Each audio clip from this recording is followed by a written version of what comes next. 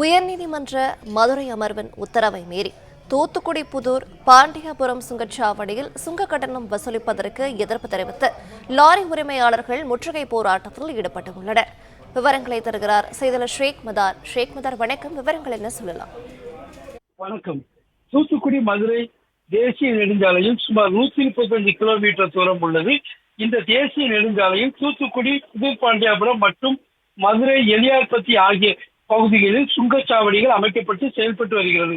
இந்த நிலையில் கடந்த 2011ஆம் ஆண்டு முதல் செயல்பட்டு வரும் இந்த சுங்கச்சாவடி கட்டணம் செய்யும் நிறுவனம் சாலையின் இருபுறங்களும் சுமார் 27,000 மரக்கன்றுகள் நட வேண்டும். மேலும் சாலையின் நடுவே உள்ள சென்ட்ரல் மீடியா பகுதியில் 68,000 அமளிச்செடிகள் உள்ளிட்டவை நட வேண்டும். எந்த விதிமுறைகளும் பின்பற்றவில்லை இதுவரை. மேலும் இந்த சாலையில் குண்டும் குழியுமாக காணப்படுகிறது. மேலும் விபத்தை தவிர்க்கும் வகையில் ஒளிர் விளக்குகளும் அமைக்கப்படவில்லை. மேலும் வாகன ஓட்டிகளுக்கு தேவையான கழிப்பிடம், குடிநீர் எந்த ஒரு அடிப்படை வசதியும் செய்து தரவில்லை என குற்றச்சாட்டு எழுந்துள்ளது. இதைத் தொடர்ந்து தூத்துக்குடி கேடிசி நகர் பகுதியைச் சேர்ந்த லாரி உரிமையாளர் பாலகிருஷ்ணன் என்பவர் கடந்த ஜனவரி மாதம்